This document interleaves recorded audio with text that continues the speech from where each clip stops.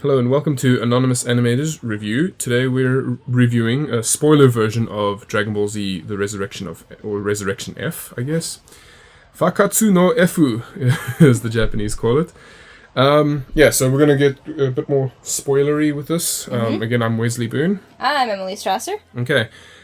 Now, as we sort of discussed in the spoiler-free version, I mean, I don't know if you're going to be listening to both, but whatever.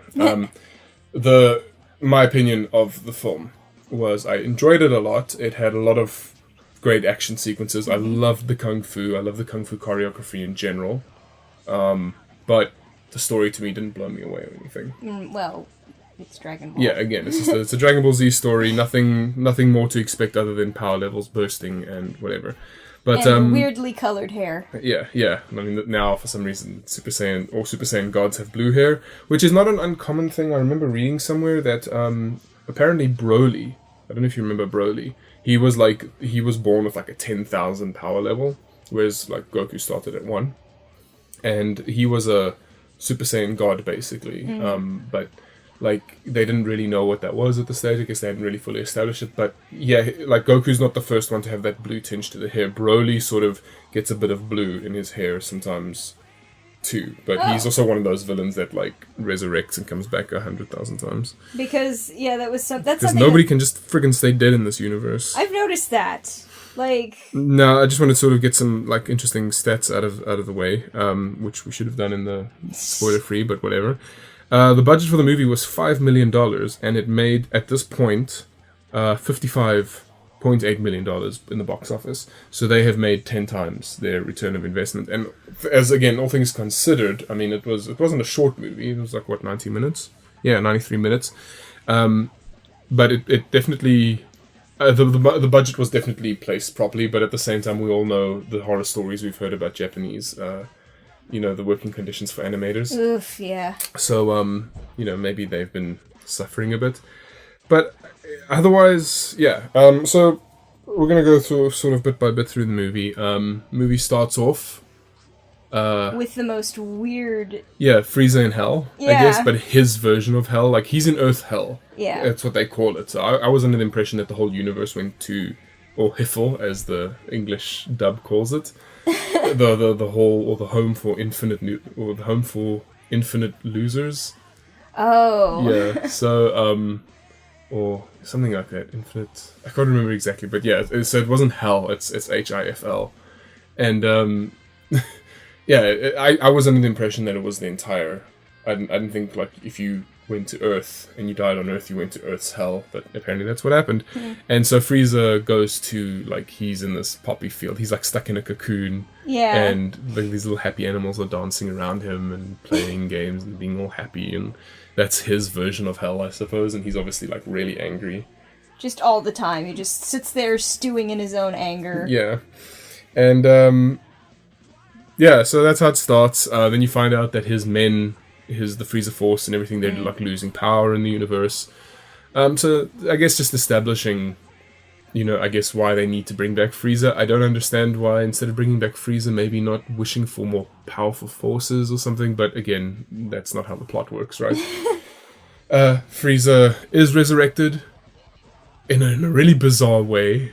And I guess they didn't know they had... Because they summoned Shenron. They were under the impression that Shenron grants one wish. They actually get 2 wishes. But then the goofy sidekick villains from Battle of the Gods who were trying to steal the Dragon Ball Z radar and the Dragon Ball from there.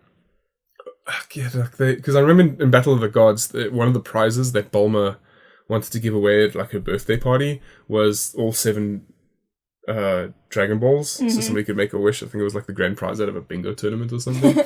And then like these little kids tried to come and steal it. And they weren't little kids. I believe they're also... I can't remember. And I remember...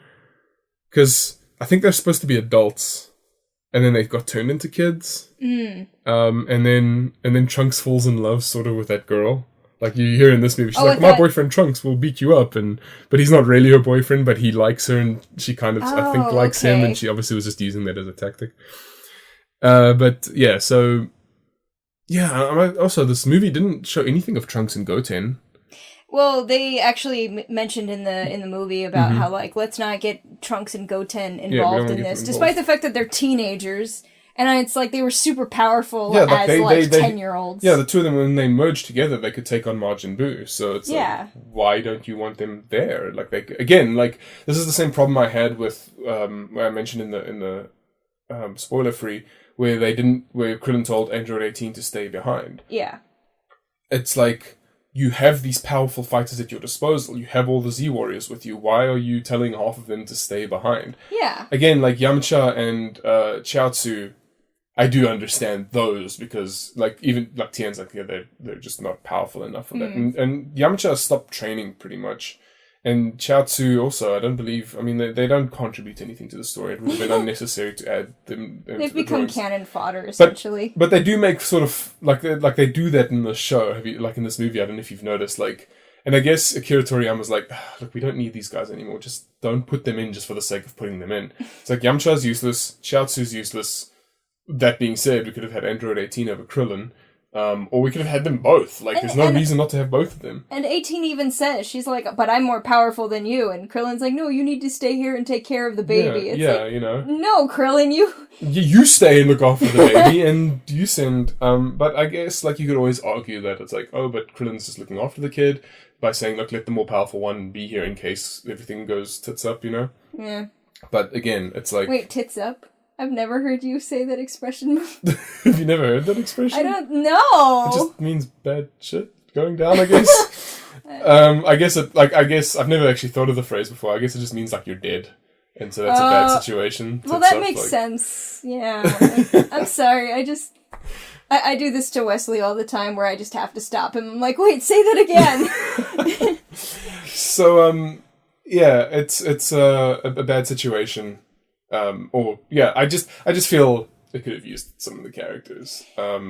Yeah. I mean, yeah, you also got the Kais. Like, there's just so many. This is like typical movie reasoning, right? It's like, oh yeah, if you don't do that, then what's the plot going to be? Or if we do that, then the plot would be easily resolved.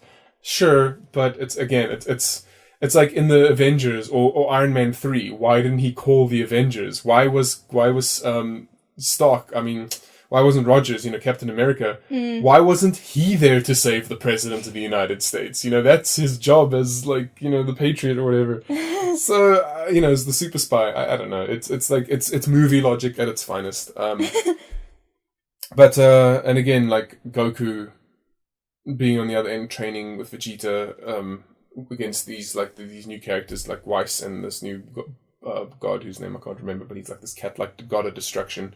Yeah, it started with a B. I can't remember off the top of my head. Yeah, and I'll look it. they're just training, and again, this god, like in Battle of the Gods, he was established to be sort of a, he'll just destroy planets for the fun of it, or he'll accidentally sneeze and destroy a sun. Yeah. He's just like that, and then Weiss will sort of fix it, and so here it gets established that Weiss has these time traveling powers, that he can travel back in time to fix anything like that Lord Bias or whatever, like the cat, the Lord of Destruction.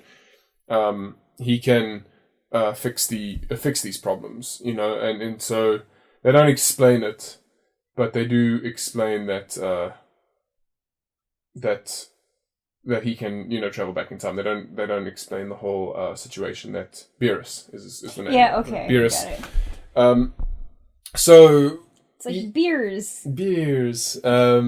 But yeah, he's like a little sleepy kitty cat, man. He's like super crazy powerful. And in Battle of the Gods, where Beerus, I believe, he was like I want to fight like a strong fighter, and so then they go and fight Goku, because I guess he wants to test his strength or something. And he's like, Goku, if you can defeat me, I won't destroy Earth.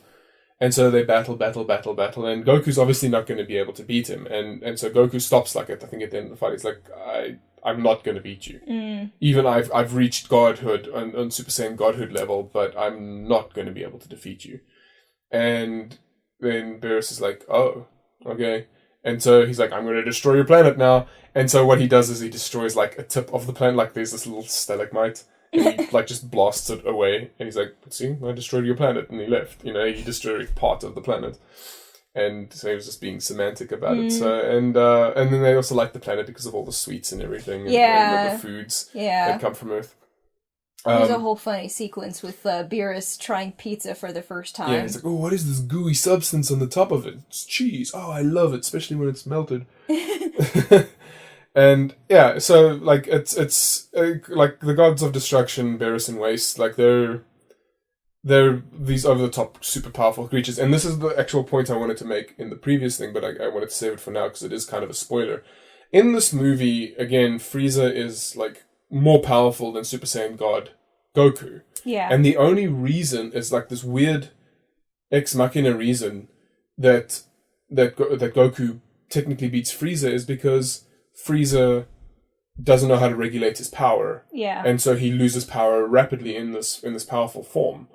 And so it's like, okay, that's something that's always bugged me about Dragon Ball Z movies is Goku can't win, or they're just not able to beat this villain. And the villain's either going to kill them, or they've locked them away in a special tomb or whatever.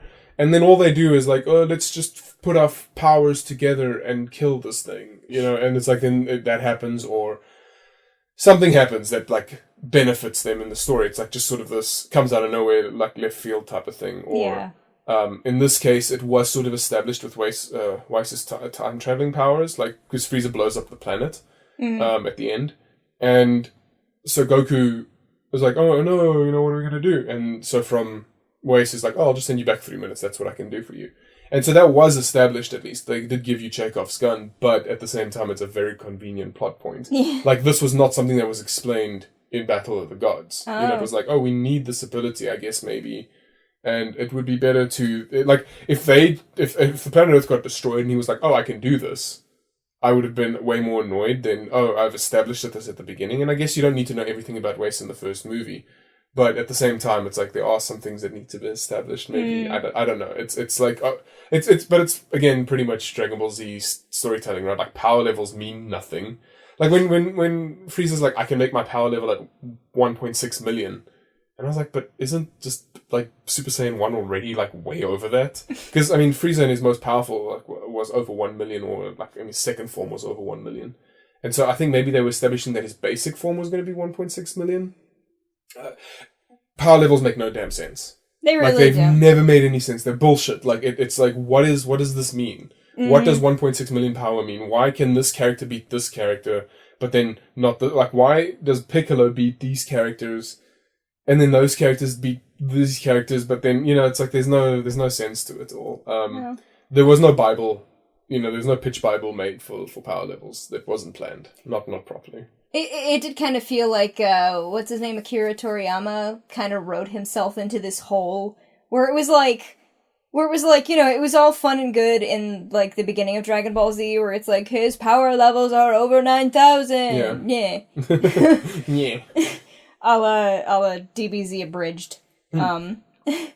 But, which I finally... I actually, people were telling me to watch Dragon Ball Z Abridged for like 10 years, and I just never got around to it, and then I discovered they were on YouTube, so I just watched all of Dragon Ball Z Abridged, and I'm like, I regret everything. I do recommend watching it, though, because it is, especially if you want to catch up on Dragon Ball Z, but you haven't watched it in a while, or you haven't watched it, it's like, it's a funny way to watch it, and it still sort of tells this, because it's pretty much the Dragon Ball Z storyline. Yeah. But, you know, just... told from a much funnier perspective, you know? And it shortens it up. It gets rid of all of the filler that you don't need to know. Yeah, for sure. And I mean, and then it adds things like they know certain things are going to happen in the future, you know? And, you know, they're like, I don't know, like they'll make fun of things like, oh, you know, on this planet, your Krillin is our Raditz type of thing. And they make fun of that, you know? It's like they make fun of sort of all the inconvenient story plots that happen later. You know, like in one of the movies, there's like a character on King Kai's planet that's like, I think he's trapped inside the planet or whatever, and he escapes, and he's like this pirate guy, but he doesn't have like a pirate accent. But in Dragon Ball Z Abridged, like when King Kai's talking to himself, he's actually talking to the people on the planet, and so I can't remember this villain's name, but he's obviously talking from inside the planet. He's like, "Yar." You know, and he's a space pirate, but, you know, And yeah, I love Dragon Ball Z Abridged. I think they do a Yeah. good job. I do wish they would come out with more episodes more frequently, but I know they're busy and they do a really good job. So Yeah, they're still up, so please, Team 4-Star, you gotta check them out, man. yeah. But, what was I saying before the Dragon Ball Z Abridged? I don't remember exactly, but we'll just get into more of the movie at least.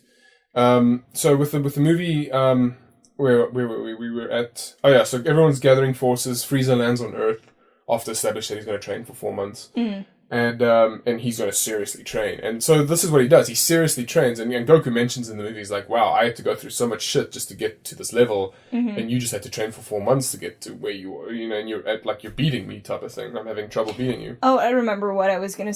I was just basically making a point before I got into Dragon Ball Z Abridged. I was just basically making a point about how I feel like the creator just wrote himself into this hole, and then eventually power levels just became meaningless because it was like, oh, I have to keep leveling up and leveling up and leveling up and leveling up, and you can only do that for so long. Well, right? again, I read something that somewhere once that actually what was supposed to happen was the story was supposed to end at Frieza's saga. It wasn't meant to go further, but because it became popular, they kept on pushing it or whatever. Yeah. So, and I think that's why he's like more getting back into it and like retelling the story because he wants to tell the story that he wants to tell with his characters. And that's great. I mean, I'm fine with it. I do think the Frieza storyline, the Saiyan and the Frieza storylines were like some of the strongest. I enjoyed the Cell storyline. It just, a lot of it was a bit ridiculous in the sense of Cell's regeneration and him just like not dying. Like Cell just did not die. Yeah. They kill him like 4 or 5 times in that battle and it's like, oh, I just need one cell to remain. And then, and then they still manage to kill him and cells are tiny. So, it's like... It's one of those. Yeah, he writes himself into a lot of corners. Yeah. So even with the Majin Buu saga, there was a lot of like things are just getting more and more powerful, but everybody seems to be holding their own. It's ridiculous. I actually really liked Majin Buu, the character. Not so much the saga. The saga was definitely like of like people always. I used to joke even back in school about how like, I could miss 2 weeks worth of Dragon Ball Z episodes, and then I'd get back into it, and then I didn't miss anything because Goku was still powering up. Yeah, it's but that was filler nonsense, right? I mean, there are episodes literally before Dragon Ball Z Kai came out.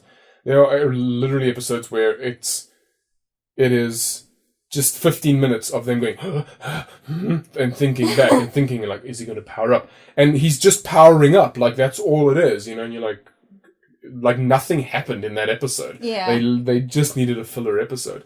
And that's why when Dragon Ball Z Kai came out, like there's still a lot that goes on in that, but it's way shorter. Anyway, so back to the movie. This is my favorite part of the movie is where the Gohan, Krillin, Tien, Master Roshi, which I love his appearance in this movie too. And just, I mean, him not being a useless old man. Yeah. Like him powering up like he's done before, getting like big muscles, and then actually fighting. Like, he didn't have to go through the additional training that like everybody else had to go, and he's still holding himself against these. So Master Roshi is and has always been like really powerful. Yeah. So we got him and Piccolo, right?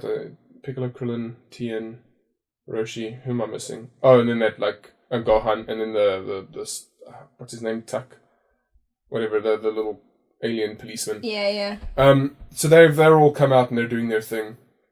And they're fighting, and I love the different fighting styles and everything. Like, and I love the fact that galactic police forces or galactic forces, like have to do these like weird poses when they're fighting. Yeah. I don't know where that comes from. I guess it comes from like the Sentai battles and stuff. Because I mean, remember like the Ginyu Force from the Dragon Ball Z? They also like did these ridiculous poses. Oh, and I love it. It's like, and it's not an uncommon thing.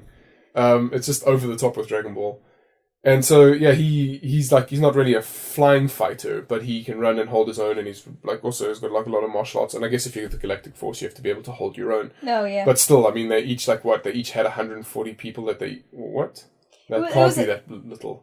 It was because there's 1,000 enemies, and there's like maybe 8 of them. So if you divide like 8 into 1,000, I mean, you have a lot. Like I don't know, I can't off the top of my head, but it's well over 100. People each that you have to fight. So maybe 140 makes sense. But 140 people to fight is still a lot of people, Yeah, right? yeah. And so they're all maintaining themselves, and they're doing really well, and the fighting sequences are awesome. And then, and I did like this, because then like the big red horn dude comes in, one of Frieza's men, comes in, like one of his elite, and he's like, and he fights Piccolo, and he's like taking Piccolo down like super easy. Or at least keeping toe-to-toe with Piccolo. But Piccolo's having a hard time fighting him. And then Gohan comes in, he's like, look, we're not going to take a chance, and he just beats just knocks the guy out, like, instantly. You know? Didn't he go Super Saiyan 2?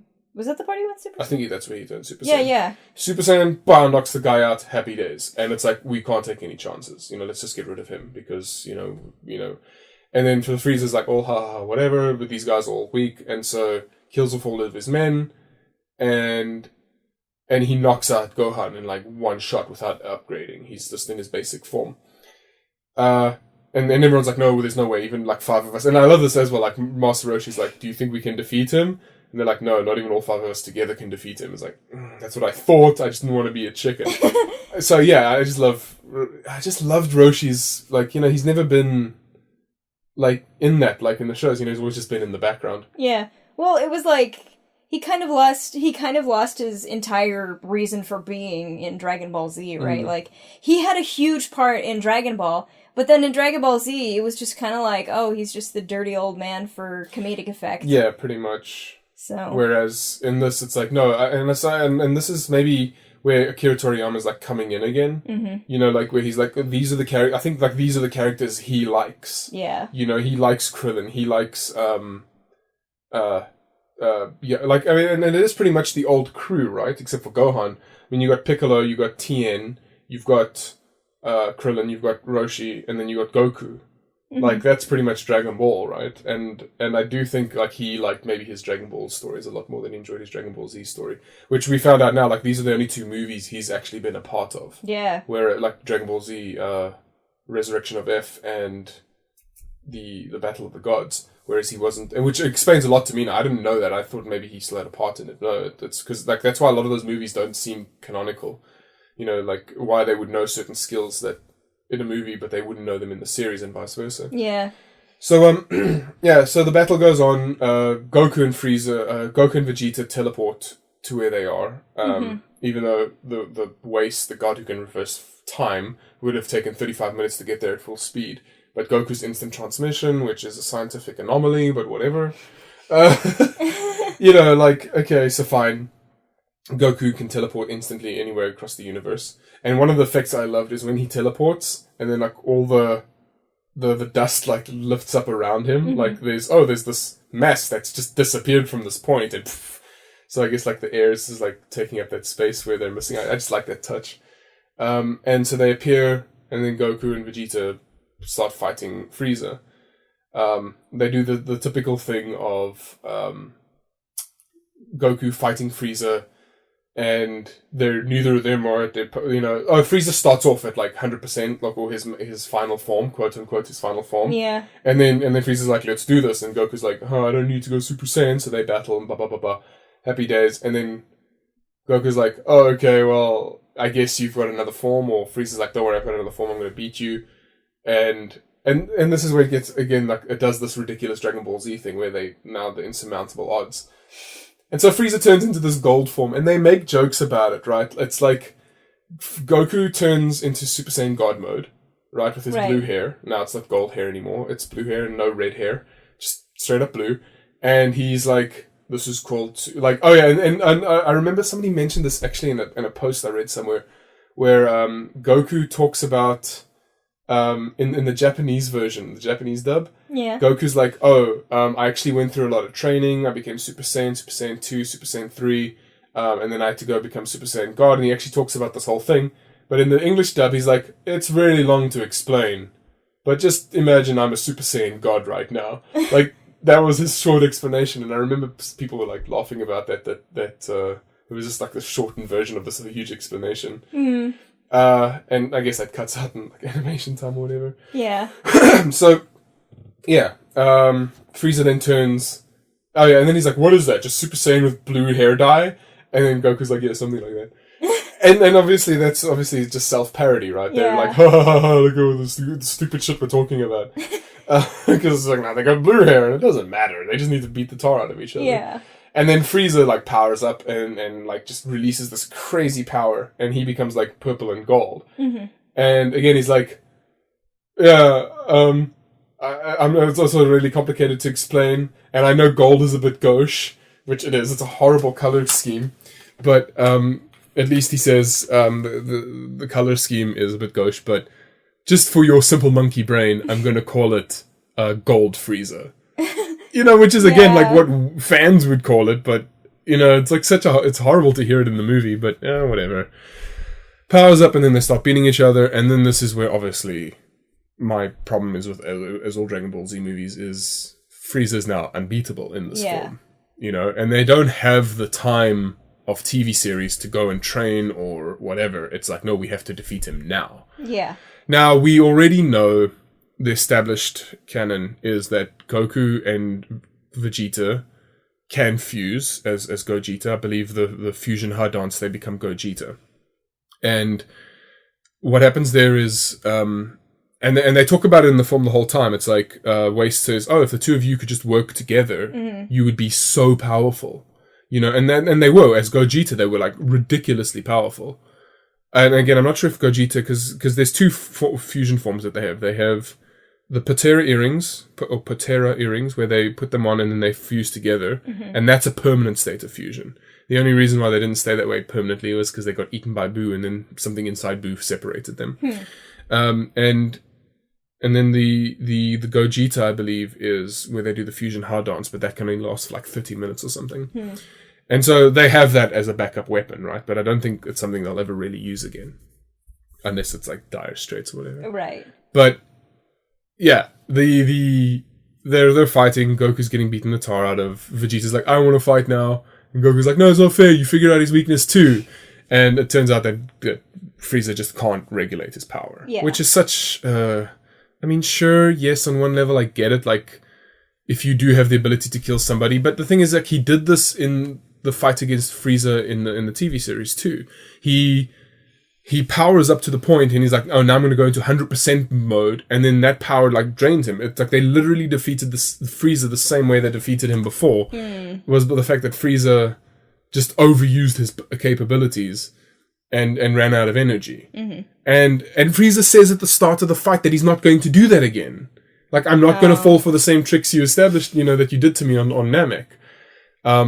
But he did. And I don't remember the Frieza saga, so... Yeah, it's just like, I was like, okay, fine, whatever. So they wait a while, Goku sort of buys time, and then eventually Frieza can't lay a hand on him. Punches him dead on, doesn't knock Goku back at all, and so Frieza knows he's lost. Goku does his thing where he's like, Frieza, fine, you can go train, get stronger, and let's battle again later. The typical thing that Goku does, regardless of the fact that, my god, Goku, you did it in Frieza, you did it, like, how many times in the Frieza saga did you give Frieza a chance to leave, and he kept on trying to kill you, And then he tried with Cell, I believe he almost let Cell get away. And I think with Boo, he almost also let Boo get away, but then in the end they had to kill Boo because...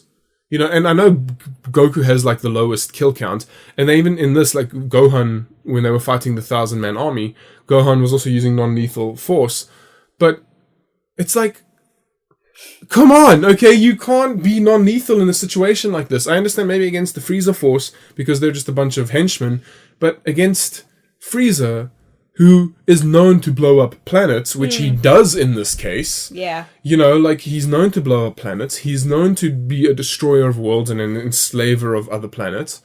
And you're going to leave him again? Like, that's not even naive anymore. Yeah. That is pure ignorant. Like Goku, there's only so much, like, I'm all for letting a guy go if he's unable to defend himself, but Frieza is a crazy powerful tyrant that destroys worlds. Well, I mean, didn't he destroy the Saiyan world too? Yeah. Yeah, like... Which in this movie was established that apparently that was issued by Beerus. Yeah. He apparently told Frieza to go and destroy the Saiyan planet. Which is messed up. Which I wonder what they're establishing. Yeah. I mean, it's because from what I remember in Battle of the Gods, they knew about the Super Saiyan God, I think, if I remember correctly. Like, Yeah, they wanted to fight the Super Saiyan known as Goku because they thought he could be the god, and then they misunderstood the translation because they needed five Saiyans to give Goku the power to turn into a Super Saiyan god. But what actually it was they needed 5 Saiyans and Goku. So Goku needed 5 Saiyans around him to give them their power. And so the fucking Deus Ex Machina, again, was Videl was pregnant with Gohan's kid, and so he's technically a Saiyan. So she joins in the circle and they give him like Super Saiyan God strength. And then he learned how to tap into it. That's why he doesn't need them anymore. And so I guess he taught Vegeta how to do it too. Because Vegeta also turned Super Saiyan God in this. I do wish what they had done was the transformations. Like, I would have loved to have seen, like, okay, now I'm Super Saiyan 2, Super Saiyan 3, Super Saiyan God. I would have just liked to have seen that. No, that would have taken so much more time because, like... Well, they could have worked it in, I think. You know, I mean, there's battles. Like, I mean, I know Frieza hops straight to final form, but I think I just something I would have liked to have seen. I don't think the movie's any less for it not being there. It was if it was added, I would have just liked it.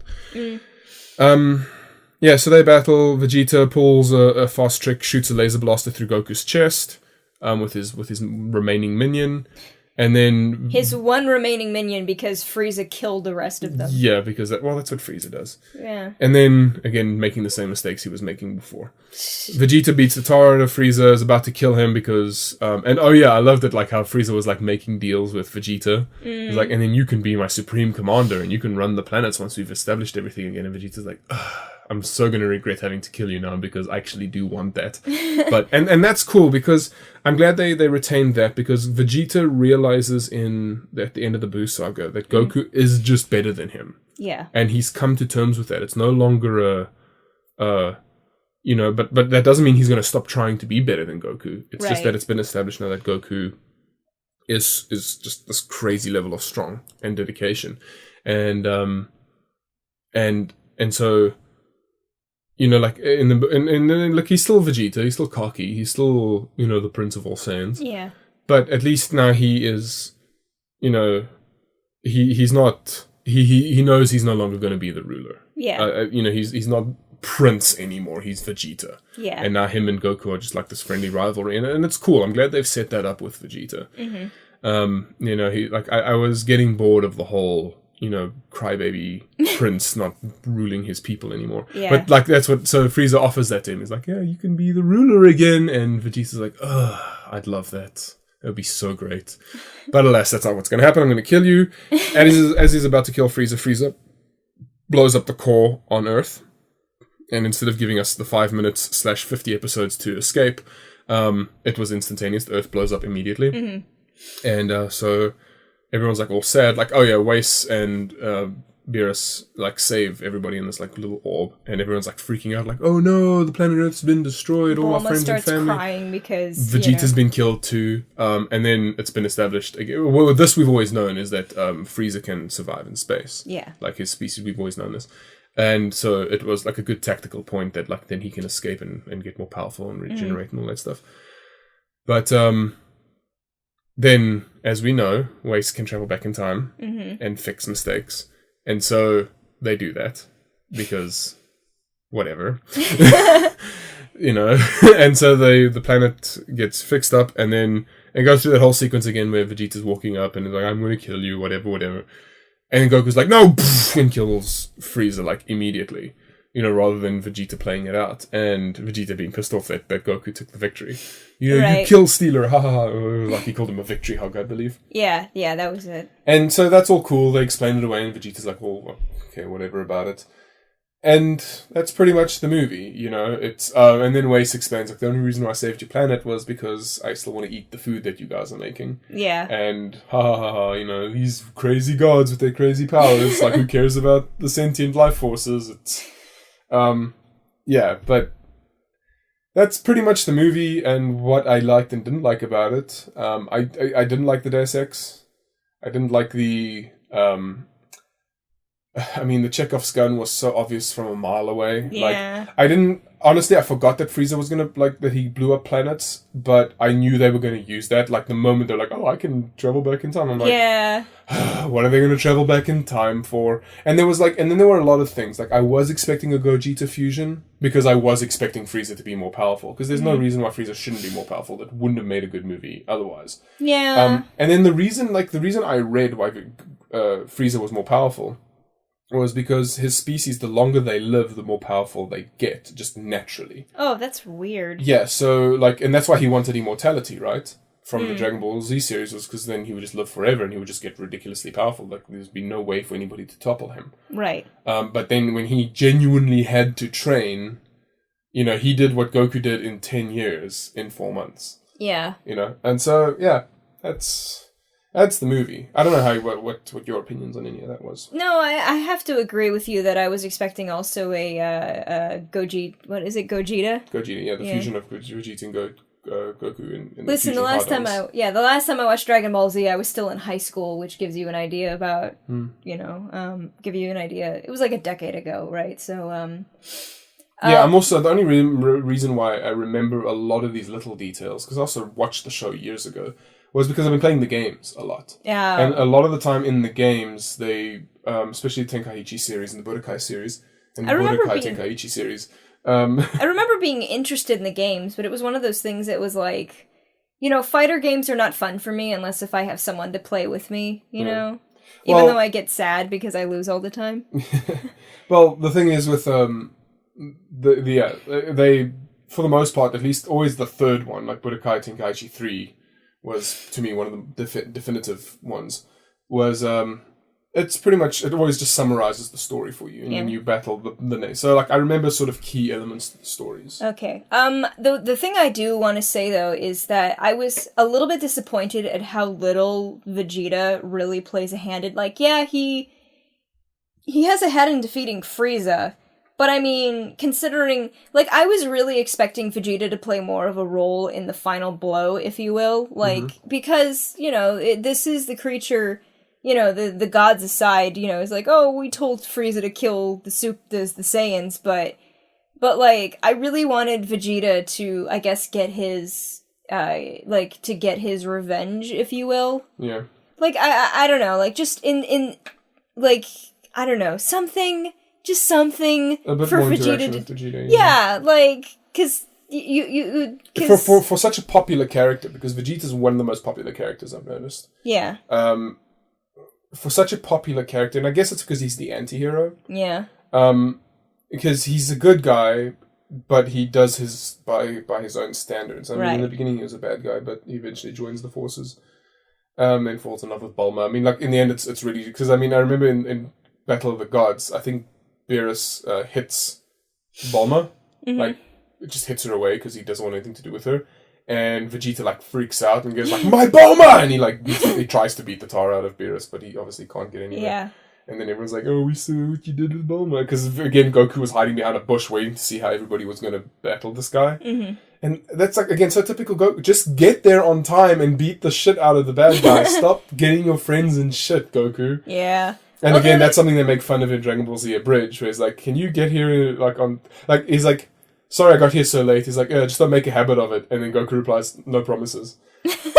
It's... Oh, the other thing, too, that I wanted more... Like, because they also established, like, Goku, you get too cocky, and Vegeta, you let your emotions get in the way, and you have all this tension, and that's why you'll always be one step behind Goku. I was expecting more... I was expecting something out of that, like, more resolution about that statement. Yeah, again. But what happens with Goku is he gets the tar beaten out of him because he gets too cocky, like, and I don't know. It's just why not? Yeah. Why not have them? Like, if the defeat of when the planet getting blown up was like maybe something along the lines of like, yeah, Goku got cocky and got killed, and then Vegeta let his emotions get carried away again. But again, like, as I explained, like in the Kid Buu saga, Vegeta sort of comes to terms with it. Yeah. And he's now okay with it, like he hasn't been a bitch about it now. Well, I'm not saying that Vegeta needs to be as powerful as Goku. I just want him to. I wanted him to get his revenge over Frieza. You know, I wanted Goku and Vegeta to be able to fight together. Like, oh, obviously, Frieza's too powerful. We need to work together, kind of thing. Like, just frickin' A. Like, it's not that hard. I'm just saying. Yeah. I'm just Super Saiyan. I actually wonder though, with Wace's time powers, like, can he only travel back once? Or like, if, like, say Goku screwed up and they blew up the planet again, could he travel back again? And if he could only travel back 3 minutes at a time, could he not travel back 3 minutes and then from that moment travel back another 3 minutes? I don't know. Time travel, huh? It's a great freaking use of. I love time travel. I love time travel stories and alternate histories. I love it. It's why I love Doctor Who so much. But it's like, I hate it when it's like sort of this weird plot point thing that never gets resolved properly. Yeah. So, but okay, so that's pretty much the movie in a nutshell, and opinions regarding those things. I got my grievances out of the way. Yeah, look, no pun intended, it doesn't pack a punch. Yeah. The movie, you know, it's the movie that you watch because it's Dragon Ball Z. You watch a bunch of fights and you get it done. Yeah. You know, are there things that could be better? Always. But I'll watch it once. As far as movie recommendations, as watching recommendations go, no, you don't need a big movie theater to watch it, so don't worry about that. I mean, everybody has a big screen TV nowadays, so whatever. But even if you just watch it on your laptop screen, it's fine. Yeah. Or, you know, it's as long as you can watch as long as you can see the combat detail, you know, like the choreography of the fights, then I think you're good. Yep. It's fun. It's fun. Watch it with friends. Yeah. Watch it with Dragon Ball Z friends, because if they're not into Dragon Ball Z, none of it will make sense. Yeah. And in the future of the Dragon Ball Z Super, things I'd like to see are more female fighters. Like, and again, not from a feminist standpoint, but from a variation of fighting style standpoint. Yeah. Because I want to see, and I also want to see Super Saiyan females. Like, I would love if there were just one or two, because there's always like one or two more Saiyans that sort of just, because look, the Saiyans were spacefaring race, right? So there must be one or two Saiyans out there still that are like, you know, in hiding on other planets. So if there are no female Super Saiyans, does that mean that, like, because is it just like the Saiyan planet was just one giant sausage fest and they just used females to reproduce? No, there were female Saiyans. Oh. They just weren't Super Saiyan. Oh, okay. Yeah, so, and I believe in one of the Bardock movies, I think, no, maybe not, because I remember there was a female Saiyan there, and did she? Or maybe I've just seen fan art of it. But yeah, it's yeah, there's just never been a female Super Saiyan, and that's not even what I'm asking for. Though it would be rad to see, like, maybe, like, I would love to see, like, if they do a female Super Saiyan, like how maybe she does it a different way, you know, or maybe she looks different. Like, I mean, you have this opportunity where you haven't established this thing, and you can make a new character type, or you know, like maybe they don't turn, like, maybe the females don't turn Ozuru. I'm not sure because you know, those giant ape forms. I don't actually know. But that's what I'd like to see. I'd just like to see more female fighters, because Chi-Chi used to be a fighter in Dragon Ball. Yeah. You know, and then in Dragon Ball Z, she had the Master Roshi effect, where she was no longer useful to the plot, so she became the what is it, the nagging wife for Goku. Yeah, who's always more, like, you know, who always puts Goku in his place. Yeah, I don't know. Like, that's just what I'd like to see. And then from a feminist standpoint, yes, I'd like to see more female characters, just because, you know, I mean, like, there are so many women who watch Dragon Ball Z as well. Oh, sure. You know, and it's like, why not have, like, one or two female representative characters, you know? Just... I've always loved Bulma, you know. I thought Bulma was always really cool. Well, in this movie, she was pretty out there. Sure, she didn't, like, fight or anything, but, I mean, getting everybody else into trouble in her own little way. But I mean, like, that's what she's always been like, right? She's always been very cocky, and I mean, even in Dragon Ball. And yeah, I liked her in this, and I liked her new design too. Though she's supposed to look older, and she still looks relatively young. She's supposed to be 40 or something at this point. Yeah, well, It's what happens whenever you have these big anime eyes and everyone just always looks young. Well, in Dragon Ball GT, they give her like under the eye wrinkles. Oh, really? Yeah. Oh. You know, so it's like she's obviously aging, whereas, because like Saiyans, they age a lot slower than humans do. Okay. So, yeah. Okay. Well, anyway, that's that. That's up for a wrap. Mm-hmm. I'm getting hungry, so we should eat some of that crazy earthling thing called pizza, right? Oh yeah, the thing that with the cheese, the melty cheese. Yeah. Okay. That's all. Again, the email address is theanonymousanimators at Tumblr at gmail.com, and then anonymators.tumblr.com. You did it. So there's the Tumblr. You can, if you know, I mean, the Tumblr is just the YouTube links. There's YouTube, and then there's iTunes, so you can. Yeah. So whatever your preferred method, we're on things now. Yeah, and we've got like 3 different types of shows. So we just put it all on Anonymators. We have reviews, interviews, and then discussions. Mm-hmm. So if there's anything you want to hear us discuss, like for example our last discussion, which is not up yet at this point of me recording, but it'll probably be one of the next things I put up. The discussion? Yeah. You already put up the discussion. Oh, have I put? Oh, yes, I did. So there's already a discussion up about how to get into art school. Yep. So give that a listen to. If you're at all interested in getting into art school and animation or commercial art in general. And we'll do other discussions too. I've got like a few topics lined up that we're going to get into. Yeah. And it just takes us a while to put them together. It's a bit of research. And, you know, whereas these are opinion pieces, the reviews are opinion pieces, the discussions need proper research done. So, yeah. But if there's anything you want to know about, and it's not just, about like commercial art, if you want to know about like, more about the animation industry, the process of working in the animation or graphic design. I've got experience in that. Freelancing, we will have a topic where we're going to talk about freelancing and then the etiquette around dealing with it. Oh yeah, that's an important thing. Yeah. Maybe we'll even put that into 2 different episodes. I don't know. We'll see. And, but yeah, if there's anything you want to know, just ask us. I mean, it's send a link, send a comment, send a whatever. There's so many different ways to get hold of me. And I'll probably actually make a Twitter account for Anonymators at some point. Yeah, it might be good. Probably a good idea. Yeah. All right. Thanks for listening, and we'll catch you later. Later.